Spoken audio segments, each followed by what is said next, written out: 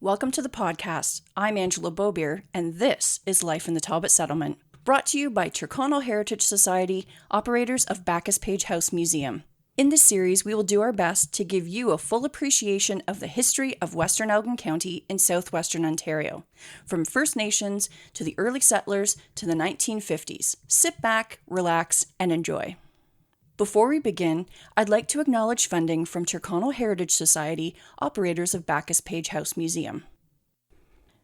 Before we get into this episode, I'd like to give a warning that we discuss details of certain medical practices that probably aren't suitable for those who get squeamish because we're going to use some graphic details. Also, we are not doctors, nor do we have any medical degrees, so please do not try any of these cures at home.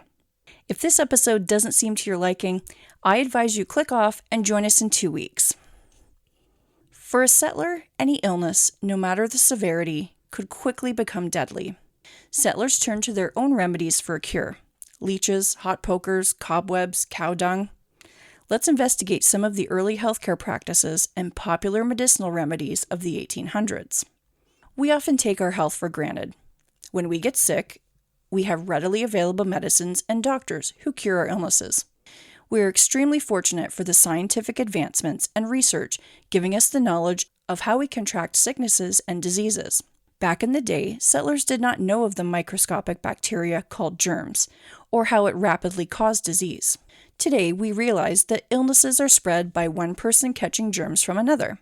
So we refrain from sharing cups, going near others when we're sick, and we practice self-care. Early settlers did things very differently. It was widely believed that bathing often removed protective oils from your skin, and without those oils, a person was subjected to disease.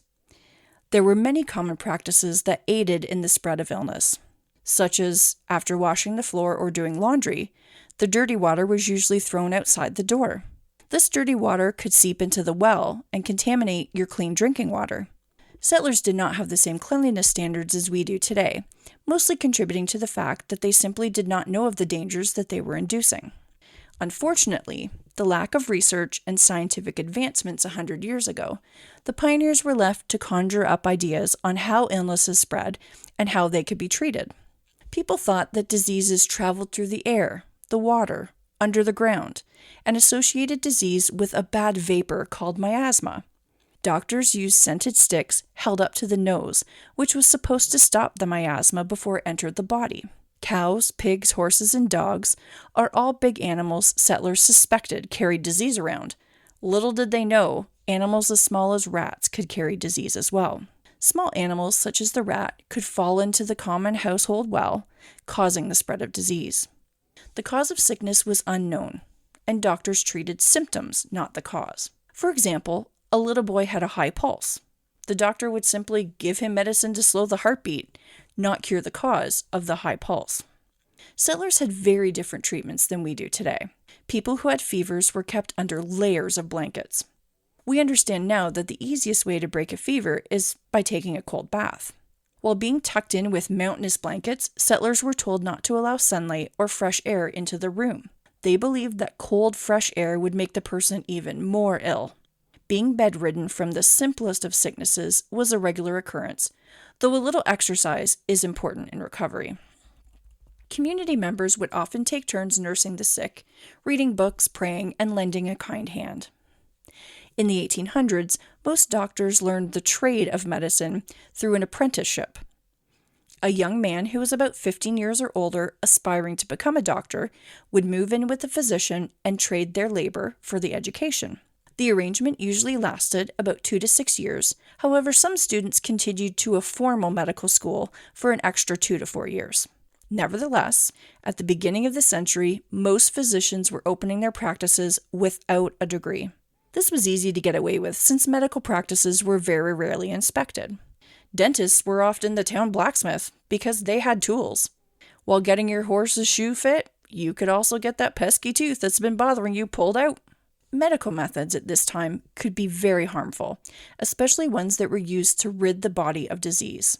A man named Benjamin Rush came up with the most commonly used methods for curing diseases. Rush was a very influential professor at the Institutes of Medicine at the University of Pennsylvania. He lectured to thousands of students and physicians, and they followed his ideas. Here are some of the things that he talked about. First, that people of African American race looked different due to a form of leprosy. 2, that tobacco caused madness and tuberculosis. Both of those sound insane.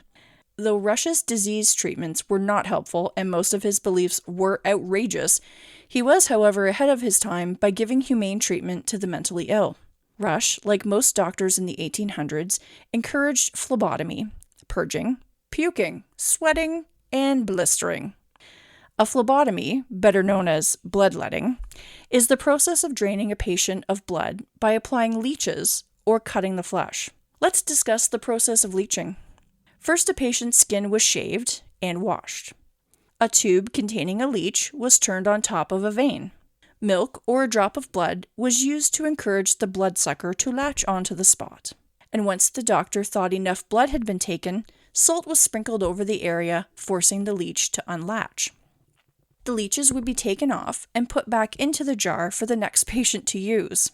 In many communities, doctors, barbers, blacksmiths, and apothecaries were all places that offered this service. Barbers were often advertised bloodletting as part of their business. Did you know that the red and white striped pole outside every barber shop originally represented that the shop offered bleeding as well as a haircut?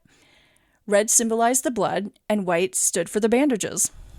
Rush recommended that the patient bleed at least 1 pint of blood a day.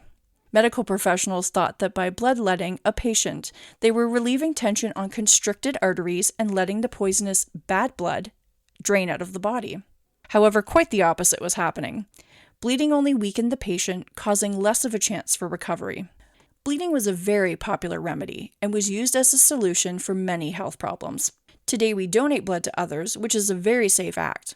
A certain amount is carefully taken with sterile equipment, much different from 100 years ago when germs were unbeknownst to doctors. Reusing unclean medical instruments, sometimes on animals and humans, infections did occur. How do you think these infections were cured? If you guess more bleeding, you are correct. The process was repeated.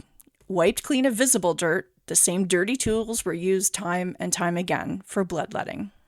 Next, we're going to talk about blistering. In the old days, it was believed that the human body could hold only one illness at a time. Blistering was usually done by acid being applied to the skin. This caused the skin to burn and form a blister. Hot pokers were another way that you could cause blistering to the body. The thought behind this obscure cure was that if someone was ill, the blister would force the other illness from the body. The patient would be magically cured, and the only thing they would have to deal with now was the blister. If you've been sick or hurt, you've probably been pinched by parents, grandparents, or siblings. This is still used today to take kids' minds off of their injuries, though it is seen more as a joke. Some illnesses blistering was used for include fever, arthritis, and more serious diseases such as cholera. Settlers believed this cure to be successful. However, it did not cure diseases, it simply forced the person to concentrate on the new pain. On top of dealing with the new painful blister, the original illness would still be present in the body and left to get worse. Dr. Rush also encouraged patients to take emetics, solutions that would induce vomiting, because he thought this was another way to get rid of the disease. Another practice he believed in was the use of laxatives to expel poisons, and this was called purging. None of these methods actually worked. Most of the time, they weakened the patient. It is no wonder that during this time, very few people trusted doctors and usually tried their own methods. Back then, there were no anesthetics to aid in surgery. The only operation doctors dared to try while their patient was awake was an amputation. Patients were given alcohol to drink before an operation to ease their mind and relax them for the surgery, though alcohol only partially blocked out some of the pain. Limbs were removed with hand saws, which were not sterilized. Afterwards, when the job was done, the veins and arteries were cauterized, often using hot tar to seal the wound and stop the bleeding. Settlers turned to local herbs to cure their ailments. How did they learn what plants to use and for what sicknesses? They sought help from our First Nations who lived in their areas. Instead of risking using potentially poisonous herbs, they had help from the indigenous people who'd been using herbs for centuries. Settlers learned how to treat many disorders of the intestines and stomach, for example, dysentery, intestinal worms. They acquired the knowledge of using the inside of willow bark as an aspirin. By chewing the inside of the bark, their pain was less severe. Some of the natural remedies discovered by the First Nations peoples are still used today. Willow bark can still be found as an ingredient in aspirin, and elm trees are still used as a relief for an upset stomach. Early settlers began to realize that the First Nations peoples were particularly successful in first aid, treating snake bites, fractures, and wounds. The first settlers would pass on their knowledge to future people who arrived in the settlement. Now let's talk about some of the remedies that are based on superstitions. Whooping cough was cured by the father of the family placing the head of the sick child into a hole in a meadow. This was to be done for a few minutes at dusk. No other family member could be present, or else the child would remain sick. Can you imagine a parent doing this today? Somebody would call Children's Services. It's suggested that you smoke dried cow dung through your pipe. Okay. If you have a sore throat or a cough, simmer salted pork in hot vinegar and let it cool. The pork is to be fastened around the neck of the patient with a red piece of flannel. If pork isn't available, a dirty sock could be tied around the patient's neck. Fun. If a baby was teething, there were many ways to ease the pain. Simply by hanging the foot of a mole around the baby's neck, or apply leeches behind the infant's ears. And finally, cutting the gums with a lancet, allowing the teeth to come through easily. Patients sometimes got better when following these old wives' tales. However, this was simply the placebo effect. Here at Backus-Page House Museum, we have a medicine bottle with most of its label and its contents still there. The bottle claims to be antiseptic snake oil, used to reduce the possibility of infection. If you get the chance, come out and join us for a tour through the historic 1850s house and the outbuildings, including a tour through our agricultural center featuring various antique farm equipment and tools. You'll find the antiseptic snake oil bottle in our pantry. After learning a bit about health and medicine from the 1800s, aren't you glad that we've come so far? The life of a settler was extremely hard. Close to everything was done manually. Women, children, and men all worked tirelessly to survive. Sickness spread easily, and cures were not reasonably effective. One thing I hope you take out of this episode is how grateful we should be for the advancements in scientific and medical research.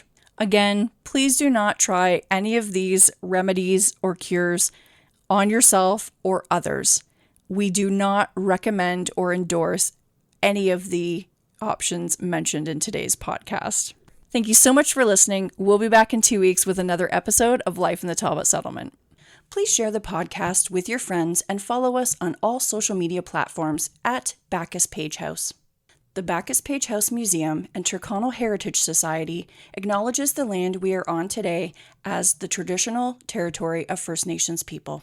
As settlers at a settler-focused museum, we value both the significant historical and contemporary contributions of all original peoples and ask how we can be supportive in Indigenous cultural renewal. Life in the Talbot Settlement is a production of Tyrconnell Heritage Society, operators of Backus-Page House Museum. Your host has been Angela Bobier, music provided by Jack Witmer, and thanks to our producer, Katlyn Reintsma. To make a charitable donation, become a Tyrconnell Heritage Society member, and to contact the Backus-Page House Museum, please visit our website, www.backuspagehouse.ca. Thank you again for listening.